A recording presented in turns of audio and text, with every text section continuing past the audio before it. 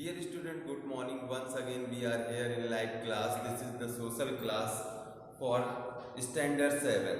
Okay. So today we will start our new topic, our environment, which is related to your geography section. Section number geography, chapter number 1. Okay. So what is environment? Okay. As you have learned earlier that environment is the combination of all things which we see around us, यानी कि हम लोग अपने चारों तरफ जो जितनी सारी चीज़ें जो एग्जिस्ट हैं, उपस्थित हैं, उन सारी चीज़ों से ही मिलकर क्या बनता है, इस फॉर्म आवर एनवायरनमेंट, हमारा एनवायरनमेंट बनता है, यानी कि हमारा पर्यावरण बनता है. Okay, as you have studied earlier all the things about the environment, so this is the very easy chapter for you, because each and every year you are learning what is environment, what is atmosphere and all the things. So let us start, dear student. Page number 91. Okay,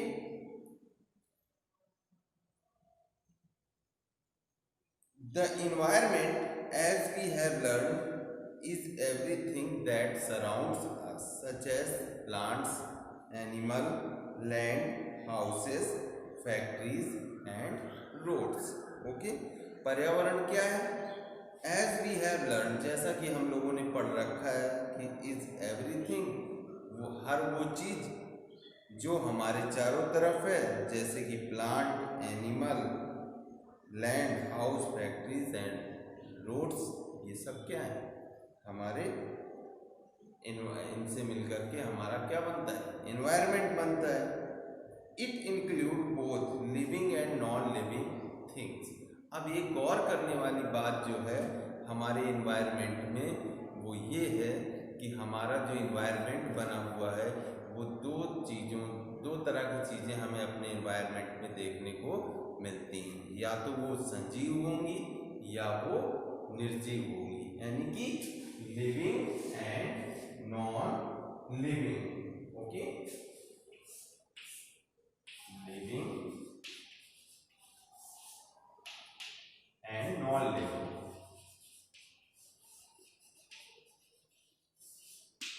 living and non living, right? कोई confusion नहीं. Environment is the combination of living and non-living things. Okay, while some components such as trees, okay, mountain are natural or formed in nature, others such as parks, road, vehicles have been created by humans, है ना. अगर हम दूसरे तरीके से बात करें तो इस एनवायरनमेंट में दो तरह की चीज़ें हम लोगों को देखने के लिए मिलती हैं. वो हैं, एक तो होती है नेचुरल, अगर दूसरी तरीके से हम इसी की बात करें, ठीक, तो इसमें दो तरह से हमें चीजें देखने को मिल जाती हैं, natural and human made.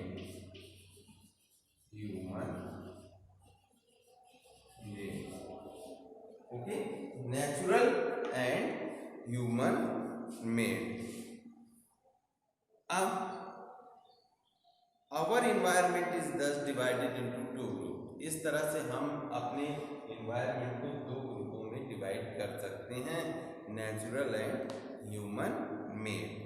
Okay, environment में देखिए यहाँ पर जैसे नेचुरल इन्वायरमेंट है, उसको इसका नेचुरल इन्वायरमेंट को हम लोग फिजिकल इन्वायरमेंट और बायोलॉजिकल इन्वायरमेंट, दो तरह के इन्वायरमेंट में हम डिवाइड कर सकते हैं. जैसे फिजिकल इन्वायरमेंट का मतलब है lithosphere, hydrosphere and atmosphere. Biological में इन्वायरमेंट जैसे कि बायोस्फीयर. बायोलॉजिकल का मतलब जहाँ पर चीज़ें, यानी कि हम लोग living organism can survive. Okay, यानी कि living things can stay life. Okay, human made में इन्वायरमेंट में built environment, socio cultural environment. Built environment मतलब बनाया गया, जो बाय मेड ऑफ ह्यूमन है। एंड दूसरा सोशियो कल्चरल इन्वायरमेंट है, यानी कि सामाजिक सांस्कृतिक वो है ना पर्यावरण।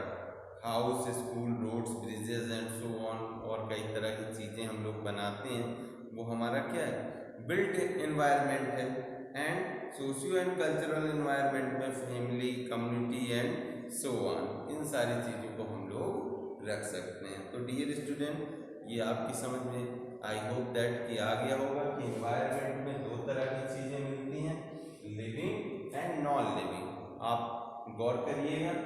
और इन्वायरमेंट में अगर हम दूसरी तरह से देखा जाए तो इसे नेचुरल और ह्यूमन मेड इन्वायरमेंट, दो तरह के इन्वायरमेंट में हम लोग इसे डिवाइड कर सकते हैं। अब देखिए द नेचुरल इन्वायरमेंट क्या है। The natural environment is the composed of all the things that occur naturally on earth, यानी कि जो नेचुरल इन्वायरमेंट है वो उन सारी चीज़ों का कॉम्बिनेशन है जो नेचुरली, यानी कि बाय द गॉड गिफ्टेड हमें मिली हुई, by the given by the nature. Okay, जैसे इसको हम दो तरह से physical environment and biological environment में डिवाइड कर सकते हैं, एज हमने अभी आपको डिस्कशन करके बताया। फिजिकल इन्वायरमेंट क्या होता है, देखिए डिटेल में।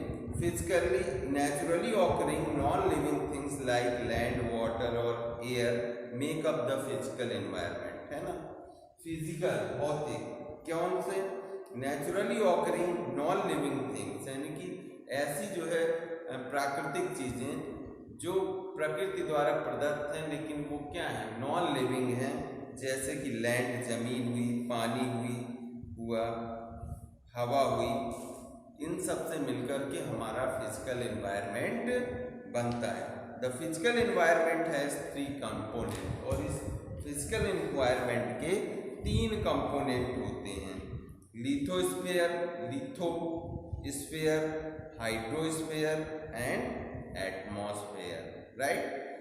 अभी हम लोग लिथोस्फीयर, हाइड्रोस्फीयर एंड एटमॉस्फेयर के बारे में डिटेल में स्टडी करेंगे कि ये लिथोस्फीयर क्या है, हाइड्रोस्फीयर क्या है और ये एटमॉस्फेयर क्या है, right. Lithosphere, the hard outermost layer of the earth is known as lithosphere. Lithos का मतलब होता है स्टोन, यानी कि हार्ड सरफेस, यानी कि in other word we can say that the upper crust of the earth is known as lithosphere. क्या कह सकते हैं कि upper crust of the earth, यानी कि पृथ्वी की ऊपरी जो परत है उसे हम लोग क्या कह सकते हैं, लिथोस्फीयर कह सकते हैं। According to your book, the hard outermost layer of the earth is known as lithosphere, from the Greek word lithos meaning stone. It is also known as the crust of the earth. ये जो है पृथ्वी की परत के रूप में भी जानी जाती है। The lithosphere is made up of rock, है ना। लिथोस्फीयर जो है वो क्या है, रॉक, पत्थरों से मिलकर बनी हुई होती है। The surface of the lithosphere consists of different landforms, और जो अर्थ यानी कि पृथ्वी की जो सरफेस है ना, सतह, वो कई तरह के लैंड फॉर्म से मिलकर वहाँ पर जो है कई तरह के लैंड फॉर्म पाए जाते हैं। ऐसा नहीं है कि सब जगह प्लेन ही है ना। You can see like mountain, plateau and plains, यानी कि पर्वत है, कहीं कहीं पठार है, कहीं पर समतल मैदान है। Most of the resources we need like minerals and lands are obtained from the lithosphere. ज़्यादातर जो रिसोर्सेज यानी कि सोर्स हैं जो हम लोगों के लिए इसेंशियल ज़रूरी हैं, वो मिनरल्स जो है, वो मिनरल जो खनिज पदार्थ, minerals and lands are obtained from the lithosphere, वो जो है हमें लिथोस्फीयर से ही मिलते हैं, राइट। अब हाइड्रोस्फीयर क्या है, हाइड्रोस्फीयर हाइड्रो का मतलब होता है पानी, right. Sphere the total amount of the water on the earth make up the hydrosphere from the Greek hydros meaning water. The hydrosphere include water that is on the surface of the earth, है ना। Hydrosphere का मतलब है sphere में पानी, यानी कि जितना पानी उस स्फीयर में यानी कि अर्थ में उपस्थित है। Below the ground the hydrosphere include water that is on the surface of the अर्थ, जो पृथ्वी की सतह पर है, एंड बिलो द ग्राउंड और जमीन के नीचे है, एंड इन द एयर और हवा में, सभी है ना। As over 71% of the earth surface is covered by water. अगर हम कुल मिलाकर बात करें तो पृथ्वी की जितनी भी सतह है उसका 71% जो है पानी से घिरा हुआ है। The hydrosphere is the largest component of the अर्थ। जो हाइड्रोस्फीयर है वो क्या है, largest component of the earth है, यानी कि पृथ्वी का सबसे बड़ा जो है कंपोनेंट है। The hydrosphere sustains living beings by providing them the water which is essential for life. The hydrosphere sustains living beings by providing them, है ना। अब जो है हाइड्रोस्फीयर का मेन क्या है, सस्टेन्स डेवलप लिविंग जितने भी बींग्स होते हैं, ह्यूमन बींग्स हैं या हम लोग हैं, ये जितनी भी चीज़ें हैं उनके लिए हम लोग जानते हैं कि जीने के लिए वाटर इज नेसेसरी, तो उसकी आपूर्ति करता है which is essential for life, जो जीवन के लिए हमारे ज़रूरी है, राइट। तो इस तरह से आप लोग समझ गए होंगे। द लिथोस्फीयर मतलब all the surface of the earth, and the hydrosphere all the part, hydro means water, litho means stone, है ना। तो हाइड्रो का मतलब क्या है, water, part of the water on the earth surface, okay. Atmosphere, come air, look at here, atmosphere, the earth is developed by a thin layer of air, यानी कि पृथ्वी के चारों ओर enveloped by, यानी कि चारों तरफ से एक जो है हवा की एक पतली जो है लेयर चारों तरफ है, नोन एज द एटमॉस्फेयर, जिसको हम लोग क्या कहते हैं, एटमॉस्फेयर कहते हैं अपना, ठीक, वातावरण, ठीक। अर्थ के चारों ओर एक थिन लेयर एटमॉस्फेयर की है या हवा की होती है, जिसे हम लोग एटमॉस्फेयर कहते हैं। From Greek atoms meaning vapour, है ना। अगर हम ग्रीक भाषा की कहें तो एटमॉस्फेयर का मतलब होता है वेपर, है ना। एटम्स का मतलब होता है vapour. In addition to providing living organism with life supporting gases, the atmosphere also help control the temperature of the earth. हालांकि जो है in addition to providing living organism, यानी कि विथ लाइफ सपोर्टिंग गैसेस, जो life supporting जीने के लिए जो आवश्यक गैसें हैं जैसे कि ऑक्सीजन है, इसको प्रोवाइड करने के अलावा और भी है ऑक्सीजन, है ना।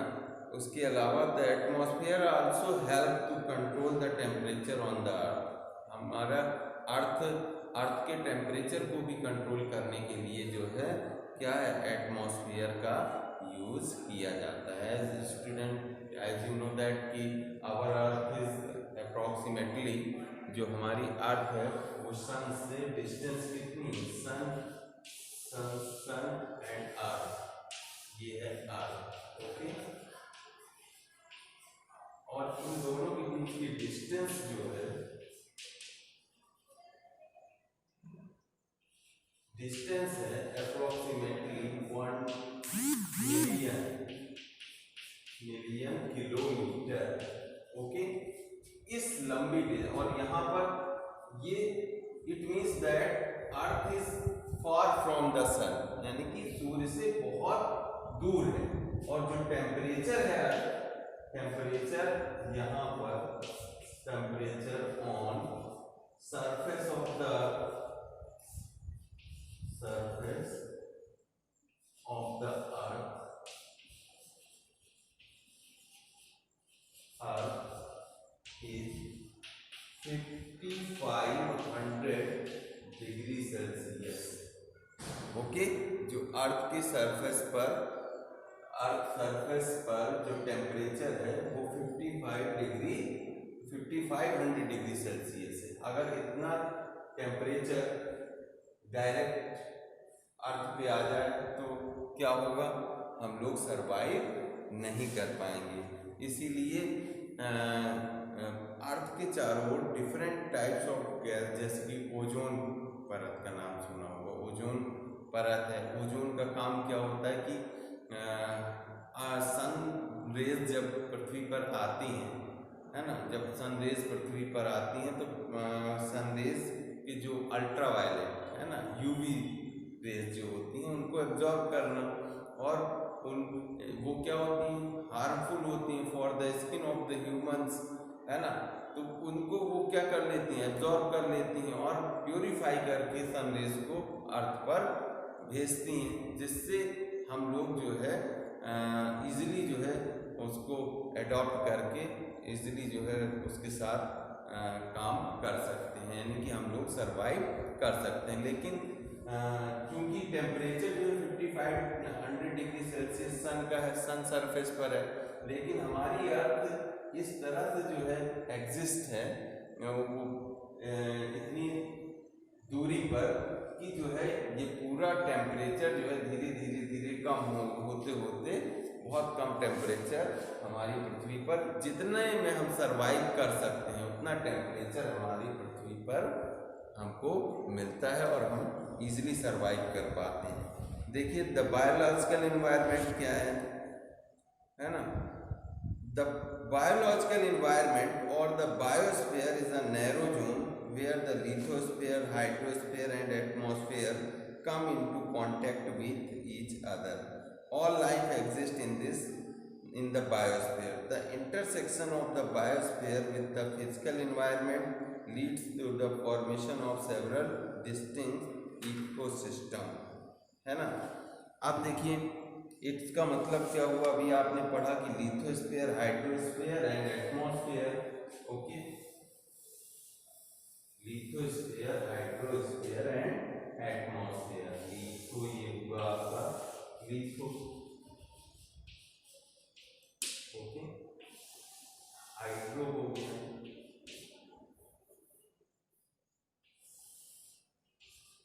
Hydro and this is atmosphere.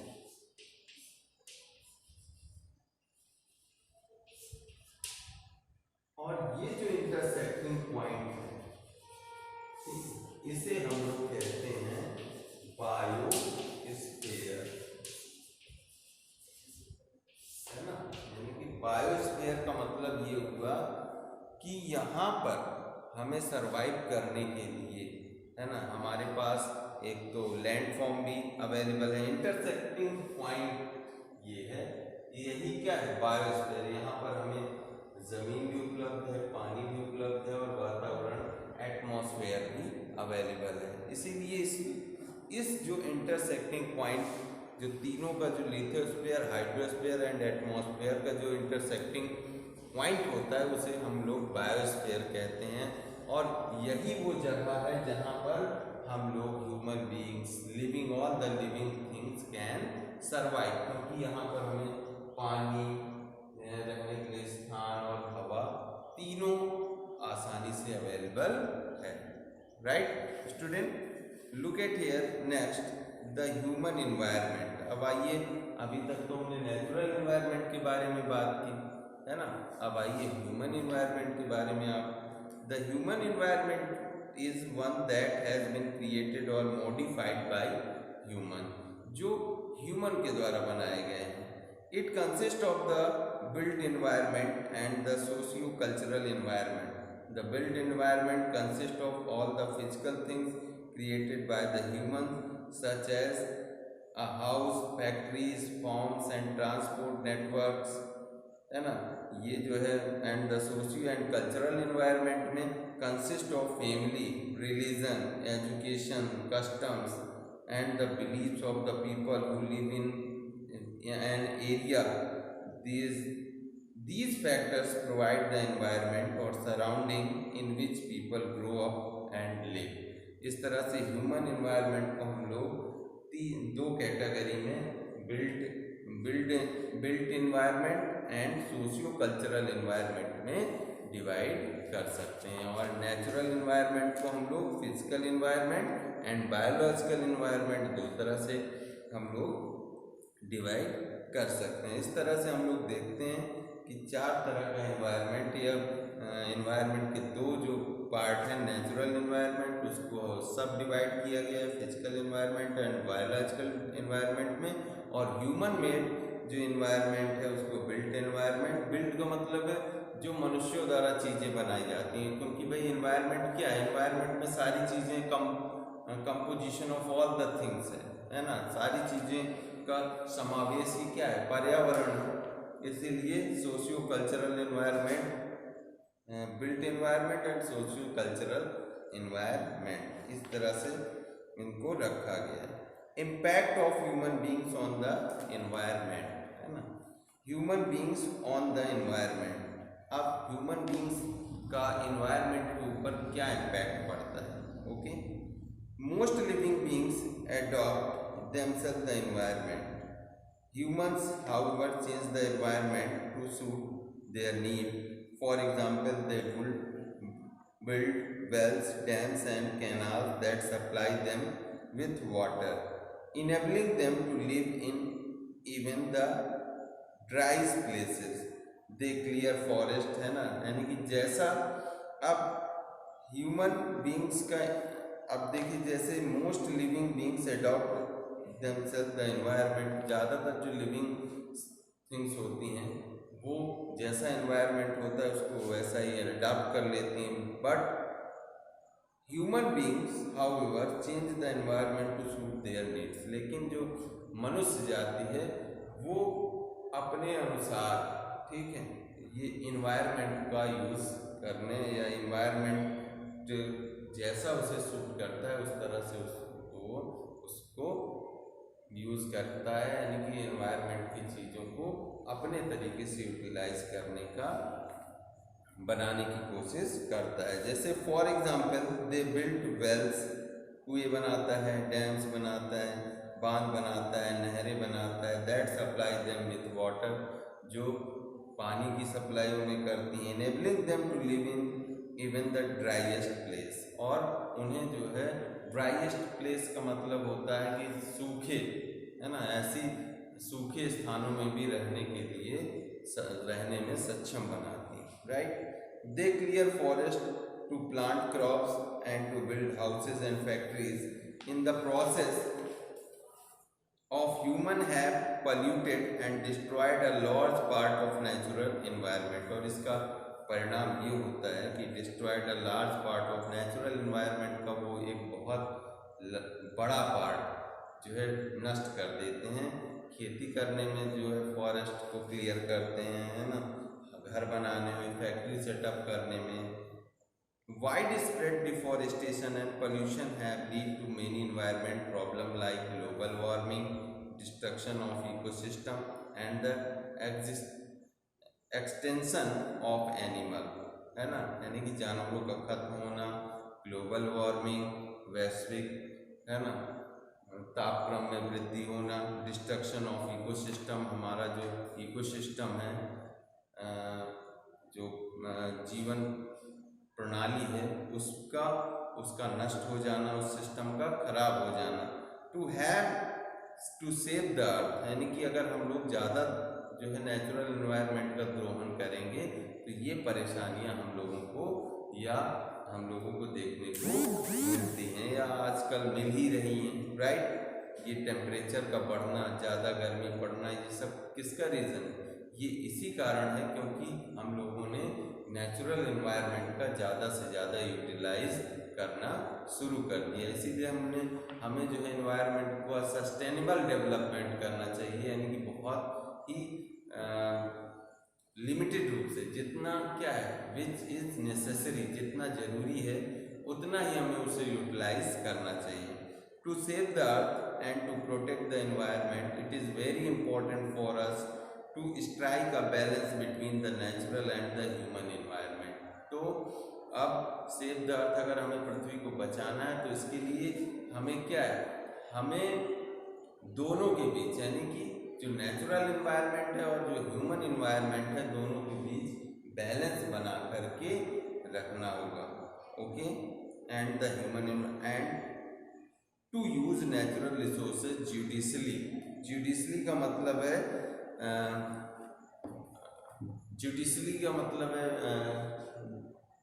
Utilisation of thing as per the requirement of and sustainable use of anything, है ना। जितनी ज़रूरत है किसी चीज़ का उतना ही उपयोग करना, राइट। यानी कि कोई भी चीज़ बर्बाद ना हो पाए, जैसे पेट्रोल डीजल है ना, या लाइट है। हम लोग देखते हैं कि घर पे फैन चल रहा है तो चल ही रहा है, लाइट ऑन है, तो ये सब क्या है, ये हम लोग अपने सोर्सेस का वेस्टेज कर रहे हैं। तो इन सबको हमें सस्टेन करना है, यानी कि बचाना है और उतना ही यूज़ करना है जितना हम जरूरी। डियर स्टूडेंट, ये चैप्टर आपका द एनवायरनमेंट फिनिश होता है। आज आपका होमवर्क है कि आपको इस चैप्टर ज्योग्राफी में जो चैप्टर नंबर 1 है उसके एक्सप्लोरिंग न्यू वर्ड्स, ओके, ये सारे बुक में अपनी वन साइडेड नोट होगी, ज्योग्राफी की वन साइडेड नोट होगी, उसमें करना है और एक्सरसाइज फाइंड आउट करनी है। साथ ही ये जो बायोलॉजिकल एनवायरनमेंट है इसका फिगर ड्रॉ करना है और ये एक पेज पे ये एनवायरनमेंट इसका ये चार्ट भी आपको ड्रॉ करना है। इस तरह से आप आज का होमवर्क कंप्लीट करेंगे। नेक्स्ट डे हम लोग chapter number 2 interior of the earth, यानी कि पृथ्वी के अंदर क्या है ना, काफ़ी इंटरेस्टिंग चैप्टर है। पृथ्वी के अंदर क्या क्या चीज़ें हैं, इन सबको हम लोग जानने की कोशिश करेंगे। I hope that you are staying and you are learning well in your home. Keep smile. Thank you for today.